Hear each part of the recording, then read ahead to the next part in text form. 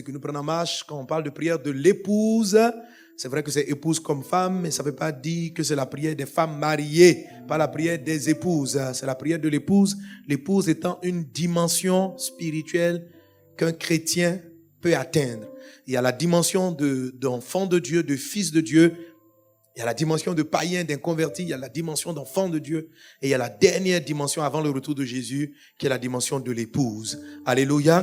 C'est-à-dire, c'est le corps de Christ, les chrétiens qui ont un tel niveau de relation avec le Seigneur que dès que tu les vois, c'est comme si tu voyais Jésus. 1 Jean chapitre 3, verset 2, parlant de cette dimension, dit ceci: bien-aimés, nous sommes maintenant enfants de Dieu, et ce que nous serons n'a pas encore été manifesté. Alléluia. Et il est dit, mais nous savons que lorsque cela sera manifesté, nous serons semblables à Christ. Lui, c'est le Christ, parce que nous le verrons tel qu'il est. Amen. Amen. Seule l'épouse, les époux peuvent se voir tels qu'ils sont. En tout cas, dans ce qui est légal. Tel qu'il quelqu'un est, ça veut dire sans maquillage. Par exemple, là où tu es dans la foule, là, ce n'est pas tel que tu es, n'est-ce pas? Ce n'est pas toi. C'est une image de toi. Et les lunettes, ce n'est pas tel que tu es. Le fond de teint, là, ce n'est pas tel que tu es. Les cheveux, là, ce n'est pas tel que tu es. Voilà, amen. Donc, aux gens qui sont extérieurs, tu te présentes tel que tu veux qu'ils te voient. Amen. Mais quand tu rentres à la maison et tu es dans l'intimité de ton conjoint, tu te présentes tel que tu es. Oh, tel que Jésus-Christ est, c'est glorieux, c'est beau. Lorsque tu partages cette intimité avec le Christ, toute sa gloire est partagée avec toi. Quelqu'un est-il avec moi? C'est dans cette dimension-là que Dieu veut conduire l'Église, où on ne verra plus le Christ avec des habillages. Mais généralement, nous nous maquillons pour nous faire plus beaux. Amen. Jésus, lui, il met les maquillages pour te protéger. Parce que ce qu'il est là, c'est tellement glorieux. Nous, on a honte de ce que nous sommes. Amen. Mais on n'a pas trop envie que les gens nous voient tel qu'on est. Non, c'est vrai, hein? Beaucoup n'ont pas envie de voir. C'est pourquoi souvent on change un peu les yeux. On se dit que si tu vois mes yeux tels que c'est là, tu vas pas aimer. Donc, les gens, souvent on n'aime pas trop nos cheveux. On dit si tu vois, donc quelqu'un qui n'a pas de cheveux, il peut mettre une perruque parce qu'il ne veut pas que tu vois tel qu'il est. Donc, tel que nous sommes, il y a des choses qui ne nous plaisent pas sur nous. C'est pas ça? Mais Dieu, tout lui plaît sur lui. Et puis tout est beau, tout est glorieux. Amen. Alors il ne se présente pas à toi tel qu'il est. Parce que c'est une lumière inaccessible. Amen. Mais quand tu es un chrétien qui rentre dans cette dimension qu'on appelle la dimension de l'épouse, tu le vis tel qu'il est, tu le vois. Et il reflète toute sa gloire dans ta vie. Alléluia. Et les chrétiens qui aspirent à cette dimension ont une manière d'être. Ils ont une façon de prier. Ceux qui sont simplement des enfants de Dieu ont aussi leur manière à eux de prier. Et ceux qui sont l'épouse de Christ ont leur manière de prier. Il y a certains chrétiens qui pensent que l'épouse passe son temps qu'à adorer. Non, l'épouse aussi prie pour d'autres sujets. Amen. Et c'est cette prière-là que nous sommes en train d'étudier. C'est une prière qui produit la surabondance. Alléluia. Lorsque quelqu'un prie pour un sujet, Dieu l'exauce en masse. C'est dans cette dimension-là que tu vas entrer. Alléluia. Alléluia. Tellement Jésus-Christ t'aime. Amen. Alors, le secret de cette prière se trouve dans l'enseignement que Jésus a donné à ses disciples. En Matthieu, chapitre 6, Jésus dit, quand vous devez prier, voilà ce que vous devez, comment vous devez prier. Donc Jésus donne une prière, notre Père qui es aux cieux, que ton nom soit sanctifié, que ton règne vienne, que ta volonté soit faite sur la terre comme elle est faite au ciel. Pardonne-nous nos offenses, comme nous pardonnons à ceux qui nous ont offensés. Garde-nous du malin. Voilà. Préserve-nous du mal, car c'est à toi qu'appartient au siècle des siècles le règne, la puissance et la gloire. Donc la prière qu'on appelle la prière du Notre Père. Lorsque les disciples demandent à Jésus, apprends-nous à prier, c'est cette leçon-là qu'il leur donne. Et ce que je t'explique depuis le début, c'est que cette prière ne doit pas être abordée de manière parlée simplement. Elle doit être méditée, elle doit être pensée, parce que tout ce que Dieu dit est puissant. La prière qui produit la surabondance, ou la prière de l'épouse, est la prière est une prière qui est vraiment centrée sur l'état de tes pensées pendant que tu dis les choses. Donc si tu veux entrer dans cette prière où tu demandes à Dieu du pain et puis il te donne une boulangerie, tu demandes à Dieu de l'eau. Non seulement il te désaltère, mais il fait sortir en toi des fleuves d'eau vive qui abreuvent tout le monde. Amen. Il faut que tu comprennes dans ton cœur cette prière. Alléluia. Alléluia. Amen. Donc Dieu part à partir de tes besoins souvent pour t'amener vers cette connexion avec lui. tu as besoin d'une maison, tu as besoin d'une voiture, tu as besoin de te marier, tu as besoin d'avoir une plus grande communion avec lui. Peu importe ton besoin, tu veux prier pour quelqu'un pour qu'il soit guéri, tout ça là, ça peut être utile pour faire la prière de l'épouse. Amen. Amen. Donc lorsque tu commences à prier, il dit, notre Père qui es aux cieux, donc tu dois élever ton papa, tu dois voir que Dieu est grand. Et je peux vous dire ceci pour... comme je parle depuis longtemps du protocole de la prière, de notre Père, certains peuvent, en priant, se culpabiliser. Par exemple, il est là, il est en train de prier, il arrive à la phase 4. Que ton règne vienne. Puis il dit, André, j'ai oublié la phase 2. Puis il fait marche arrière. Je fais marche arrière, je continue. Parce qu'il a dit, il faut commencer par élever le papa, à élever le père. Mais je n'ai pas élevé le père, je suis arrivé à la phase 7. Donc, ça va t'embrouiller. Dis à un voisin, il ne faut pas t'embrouiller. Dieu est ton papa. Voilà. Son protocole, là, ce n'est pas celui du détail. Si tu n'as pas dit papa avant de dire mon Seigneur, non. Dis à un voisin, calme-toi. André, ça vous soulage cette partie-là. Alléluia. Ah bon, hein? Ah, donc parce que les gens se disent, quand tu commences à prier, tu dis, je suis où? Je suis à quelle phase? Phase. Je suis à 6 ou 7. Un mois, tu dis des phrases de la numéro 6. Tu dis, André, je suis la 2. Attends, j'ai fait ma charrette vers la 2. Maintenant, tu ne sais pas si c'est bien, si ce n'est pas bien. Dis à un voisin, il n'y a pas de problème. Sois relax. Dieu est ton père. Quand un enfant parle avec son père, il peut oublier des choses. Si tu viens, papa, donne-moi un peu d'argent. Il dit, dis bonjour d'abord. OK? Mais il ne va pas te chasser pour ça. OK? Donc, pendant que vous êtes en train de prier, vous pouvez simplement vous souvenir que, et comment j'ai manqué quelque chose. Par exemple, quand vous êtes en train de prier pour un malade, vous voulez que le pain quotidien cette fois-ci, Seigneur, je veux que mon frère qui est là, ma soeur qui est là, soit guéri. OK? Et puis tu commences directement. Que le sang de Jésus. Donc, quand tu parles du sang de Jésus, tu es à la phase numéro 3. Que ton nom soit sanctifié. C'est là qu'on est dans le sang de Jésus. Le sang de Jésus. Le sang de Jésus. Le sang de Jésus. Puis tu pries. Tu dis, pasteur a dit, il faut commencer par le numéro 1. Notre Père qui est aux cieux. Je n'ai même pas dit le Père qui est au ciel. J'ai dit le sang déjà. OK, il n'y a pas de problème. Il n'y a vraiment pas de problème. Généralement, comment tu peux sentir que tu n'as pas bien validé une phase? Ce n'est pas par l'ordre numéroté. C'est juste que, quand ça m'arrive, quand je commence à prier pour une situation, et je sens que j'ai peur en priant pour la situation, je sens que je suis angoissé en pensant à la situation, je sens que je l'appréhende avec un peu de crainte, ça veut dire que je n'ai pas bien fait ma phase 1. OK? Donc, ce n'est pas grave. Donc, par exemple, je suis en train de prier pour un malade. Mais pendant que je prie pour lui, je dis, mais la maladie elle est sérieuse. Hein? Les docteurs disent. Et puis le gars même t'explique. Je suis parti voir 50 médecins. Ils disent que ce mal est incurable. Et puis je commence à prier. Le sang de Jésus, le sang de Jésus, le sang de Jésus. Mais quand j'ai dit le sang de Jésus, mon cœur bat un peu. Et avant, il dit, j'espère que Dieu va le guérir. Là, ça, là, il est foutu. Le sang de Jésus, mais le problème est sérieux. Ou bien tu as un besoin d'argent urgent. Et puis en même temps, tu sais, est-ce que ça va venir? Donc quand c'est comme ça, c'est pas grave, fais marche arrière. Retourne à la phase numéro 1. Toutes les craintes et les peurs face aux événements viennent d'un problème avec la phase 1. Ça veut dire que tu n'as pas suffisamment élevé Dieu devant le problème. Donc il ne faut pas te précipiter pour dire, je vais le guérir. Non, c'est simplement, tu es toujours en train de lui imposer les mains. Et puis tu commences à adorer. Père, tu es au-dessus de toutes choses. Papa, tu es dans le ciel. Tu es plus grand que ce que les docteurs disent. Tu es plus grand que ce que l'on dit. Tu es plus grand. Donc, tu dois communier avec Dieu élevé, avec ton Père qui est au-dessus. À un moment donné, ton cœur est tranquille parce que tu vois que quel que soit le nom de cette maladie-là, tu vois qu'il est tellement grand et la maladie là est tellement minuscule, ça te donne une paix intérieure. Après ça, tu reviens sur le sang maintenant. Mais toujours, tu avais le malade en train de prier. Tu vois, tu t'es pas arrêté, tu dis, malade, excuse-moi. J'ai raté la prière. J'ai commencé par le sang.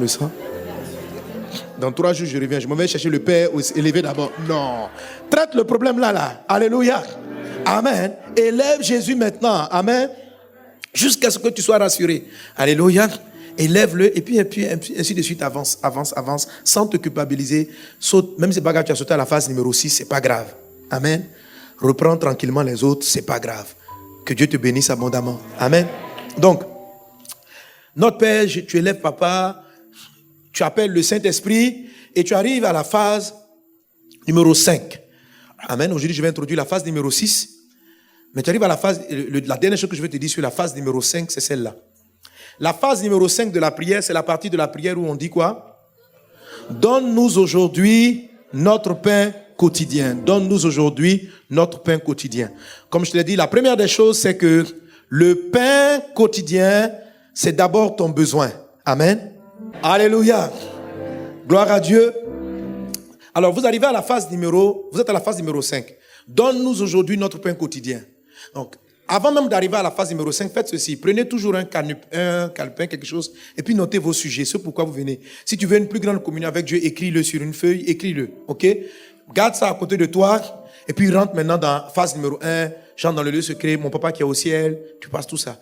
Et quand tu arrives à la numéro 5, donne-moi le pain quotidien, prends tes sujets, ok? Mais comme d'abord tu as appelé le Saint-Esprit, généralement tu vas savoir comment présenter le sujet. Si tu ne sais pas encore comment présenter le sujet, dis au Saint-Esprit, remplis-moi, remplis-moi, remplis-moi. Si tu pries pour un malade, tu ne sais pas comment le guérir, tu dis Saint-Esprit, remplis-moi, conduis-moi, conduis-moi, conduis-moi. Et Dieu va t'inspirer une inspiration, une sagesse qui va te donner la solution.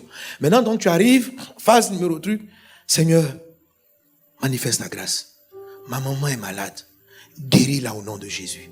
Guéris-la au nom de Jésus. Guéris-la au nom de Jésus. Alléluia. J'ai besoin de ceci. Fais cela. Donc ça c'est là. Accorde-moi cette grâce. Phase numéro 5.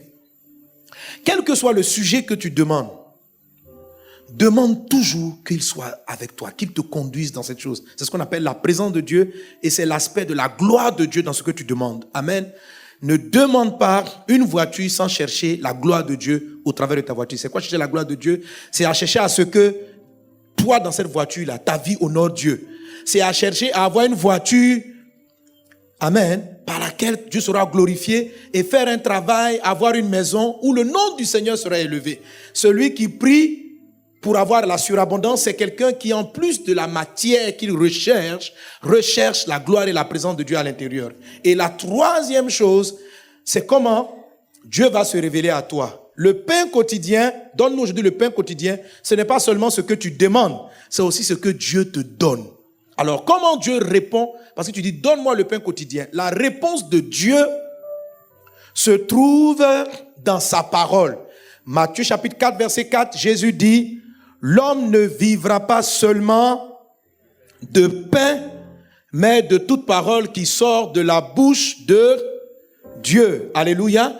Donc quand tu dis, donne-moi du pain, Dieu dit, mais ta vie complète, ce n'est pas seulement le pain que tu demandes, c'est aussi la parole de Dieu. Alors, ce verset-là, quand il dit, l'homme ne vivra pas seulement de pain, mais de toute parole, dis avec moi, toute parole. Toute parole. La parole qui est décrite ici vient d'un mot grec qui est le mot rhéma. Dis avec moi rhéma. Rhéma. Amen. Pourquoi je te fais dire rhéma? Parce qu'il y a un autre mot grec. La Bible est écrite à l'origine en grec, le Nouveau Testament. Il y a un autre mot grec qu'on traduit aussi par parole de Dieu. C'est le mot logos. Donc, dans le grec, lorsqu'on dit le logos, dans le français, on traduit la parole. Lorsqu'on utilise aussi le mot rhéma, on traduit aussi par parole. Ok? Mais il y a une petite différence qui est assez importante entre les deux.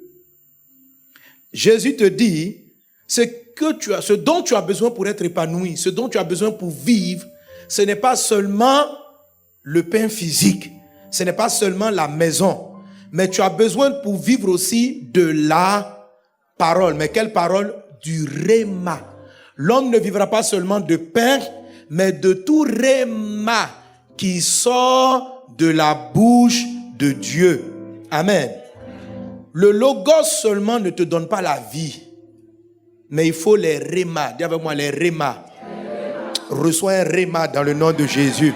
Reçois un rhéma dans le nom de Jésus. Et tous les jours, tous les matins, Dieu envoie un rhéma pour toi. Tu dois saisir cela. Alléluia. Parce que c'est la parole qui va te sauver, qui va décanter ta situation. Alors, le rhéma, c'est la première réponse de Dieu à ta requête, à ta demande. Amen. Donne un bon amen. C'est la première réponse de Dieu à ta demande. C'est une parole. La différence avec le logos, qu'est-ce que c'est? Le logos, c'est la Bible simplement. C'est la parole qu'on lit. C'est la loi générale. Dieu dit par exemple, Aime ton prochain comme toi-même. Tout le monde connaît ce verset. Ça, c'est un logos. Mais maintenant, Dieu peut te parler et puis te dire, va faire la paix avec ta sœur. Tu entends, tu écoutes le pasteur en train de prêcher, il lit la Bible. La Bible qu'il lit, c'est comme logos pour toi. Et puis, dans son message, tu as l'impression que Dieu est en train de te donner une directive précise. Ça, tu es passé en mode Réma. C'est la directive précise là qui va te nourrir et qui est la réponse de Dieu, la première réponse de Dieu à ton miracle. Est-ce qu'on est ensemble? Est-ce qu'on est ensemble? Lorsque la femme de Dieu, la femme qu'on appelle Anne, la maman de Samuel, était en train de prier, elle a prié sur la base du logos. La Bible dit la femme stérile va enfanter. Donc elle vient, elle prie, je veux un enfant, je veux un enfant. Elle supplie. Et pendant qu'elle supplie, le sacrificateur arrive et quand il arrive, il lui dit, madame, fais passer ton vin. Elle dit, papa, je ne suis pas ivre. Et il lui dit, quand il explique, après il lui dit, que Dieu exauce ta prière, va en paix. Dès que le sacrificateur Élie a prononcé cette phrase, c'est comme si la femme là avait entendu Dieu lui parler. La Bible dit, quand elle a reçu la parole, regardez, il dit, ne prends pas ta servante, avancez s'il vous plaît. Élie reprit la parole et dit, va en paix et que Dieu d'Israël exauce la prière que tu lui as adressée, monton. Elle dit que ta servante trouve grâce à ses yeux. Avançons. Elle mangea, regardez, et cette femme s'en alla. Elle mangea et son visage ne fut plus le même. Dès l'instant où l'homme de Dieu lui a dit, ta prière a été exaucée, elle n'avait pas encore l'enfant qu'elle cherchait. Elle n'était même pas encore enceinte, mais elle a su que Dieu venait de lui donner son enfant. Sans grossesse, sans avoir passé une nuit encore avec son mari, elle a eu l'assurance que l'enfant allait venir. Donc, elle n'a plus pleuré, elle n'a plus supplié. Quand vous recevez ce qu'on appelle un réma, vous n'avez même plus besoin de prier pour le sujet. Quand vous priez pour le sujet, c'est juste pour dire merci. La Bible dit, l'homme ne vivra pas seulement de pain, mais de tout réma. Quand tu pries pour un sujet, généralement, tu cherches, quand tu dis donne-moi le pain quotidien, tu cherches cette direction de Dieu. Parle-moi, donne-moi une parole. Reçois la direction dont tu as besoin dans le nom de Jésus. Reçois la direction dont tu as besoin dans le nom de Jésus. Alléluia. Alléluia. Le réma peut être un exaucement, c'est-à-dire comme dans ce cas-là, Dieu dit, je te guéris aujourd'hui. Et je suis convaincu qu'à chacun d'entre vous ici, les rémas, vous avez déjà plusieurs fois reçu des rémas. Quand le réma arrive, vous savez que la chose va se faire ainsi. Souvent, tu reçois une parole pour quelqu'un, puis tu dis, mon Dieu, vous savez, il y a des fois, tu viens dire à quelqu'un, mon Dieu va te guérir, mais tu le dis en mode encouragement et puis espoir. Mais il y a des fois, ça s'impose à toi. Tu sais que la chose va arriver. Est-ce que ça vous est déjà arrivé d'être convaincu qu'un événement allait se produire, tandis que rien autour de vous ne montrait que l'événement allait se produire? Si ça t'est déjà arrivé, lève la main. C'est ce qu'on appelle un réma. Alléluia.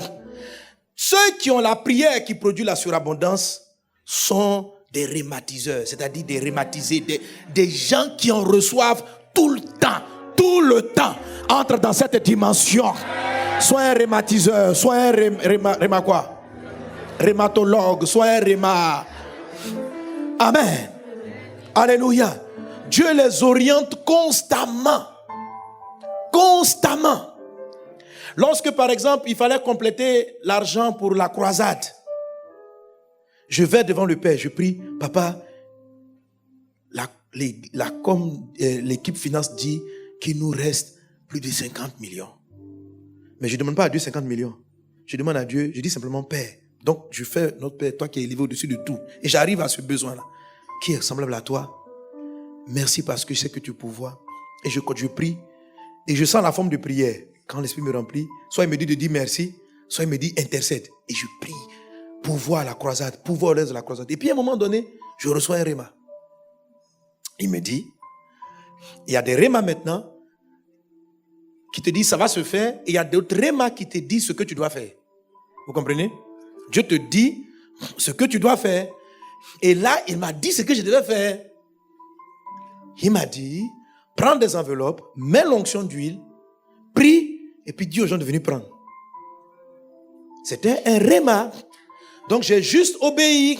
Je me suis tenu là, j'ai pris des enveloppes, j'ai encouragé, j'ai remis, et je suis parti dormir. À moins de quelques jours, il y a eu une pluie de dons.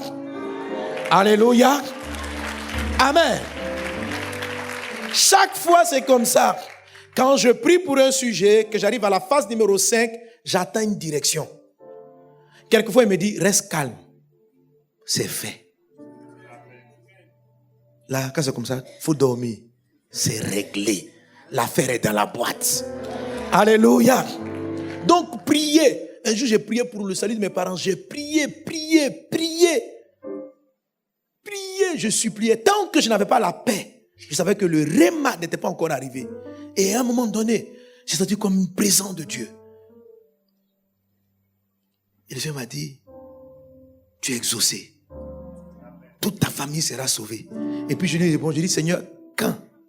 La seule phrase qu'il m'a dit, sois patient. Donc, c'est un fait. C'est un réma. Je me fatigue. Quand tu as un réma, tu ne te fatigues plus. Quand tu as un réma qui t'annonce l'exaucement. Par contre, il y a des rémas qui te disent ce que tu dois faire. C'est eux qui t'orientent vers la peine quotidienne. Et ça, c'est très important. Ça te donne une directive. Il y a un frère qui m'a rendu dernièrement un témoignage. Non, avant d'arriver au témoignage, je vais te demander comment j'ai échoué aussi dans des rémas. Par exemple, dans ma période de fiançailles, quand j'ai commencé à cheminer avec Maman Lily, alléluia. Amen. Vous aimez bien quand je raconte mes histoires. Ben, ça va aller. Bon, moi-même, j'aime ça aussi. Amen. Alors donc, dans la période où j'étais bizarre, donc, je ne savais pas dire je t'aime, je pense à toi, je n'étais pas là-dedans. Maintenant, je suis là-dedans. Très, très là-dedans. Amen. Ok. Donc, je ne savais pas faire ça. Et donc, notre relation a commencé à se détériorer. Elle me parlait de plus en plus mal. On se prend la tête, tout ça là. Et je prie, je dis, Seigneur, vraiment, c'est toi qui m'as dit que c'est ma femme. Pourquoi? Père, sauve cette relation. Accomplis ta parole. Accomplis ta parole. Bah, j'ai reçu un réma. La phrase me dit, j'entends. J'étais à Yamoussoukro en ce moment. Il dit, va à Abidjan. Fais-lui un présent. Offre-lui des fleurs et des cadeaux. Et puis dis-lui que tu l'aimes. Quand j'ai entendu ça, j'ai dit, hey, qui parle comme ça? Si nous sommes en conflit, il faut qu'on s'asseye et qu'on résolve le problème. Elle va me dire pourquoi elle me parle mal maintenant. Moi aussi, je vais expliquer. Parce que je ne vois pas en quoi dire à quelqu'un que tu l'aimes règle un problème. On te dit, dis-lui que tu l'aimes. Donc, en fait, j'ai écouté, je n'ai pas compris la pertinence de ce réma. Et je n'ai pas exécuté.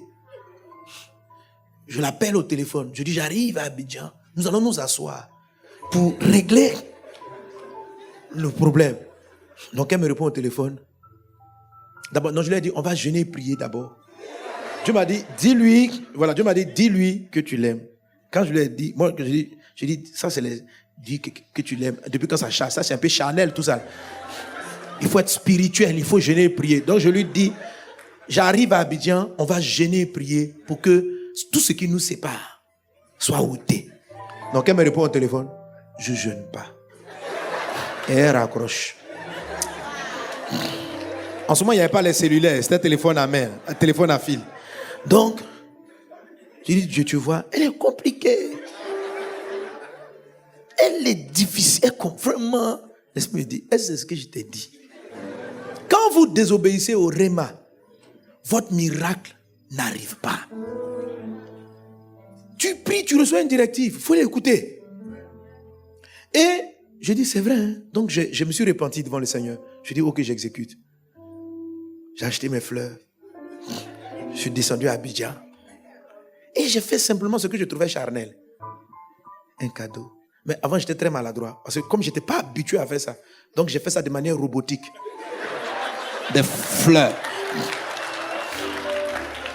Et puis, même pas un je t'aime intéressant. Je t'aime. Avec une brutalité, comme une pierre qui vient frapper quelqu'un. Bref. Quand même, parce que j'ai obéi à Dieu, ça s'est amélioré, mais mon naturel a repris le dessus. Et puis, quelques années après ou quelques mois après, nous nous sommes séparés à nouveau. Jusqu'à ce que Dieu me brise. Et Dieu m'a brisé. Il dit, mais pourquoi toi, tu ne sais pas dire aux gens que tu l'aimes? Pourquoi tu ne peux pas être doux?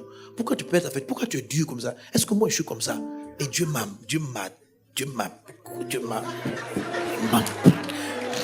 J'étais dur, hein? Il a pris 3 ans pour me. Il a pris 3 ans. Il me prend ici. Il dit, pourquoi tu parles comme ça aux gens? Je dis, non, mais c'est la vie spirituelle. Il dit, mais est-ce que toi tu es plus spirituel que moi? Quand on dit spirituel, c'est moi Dieu. J'ai aussi créé le corps physique, j'ai aussi créé les paroles, j'ai aussi créé l'affection, j'ai créé l'esprit, mais tu es dans un corps, tu n'es pas un ange.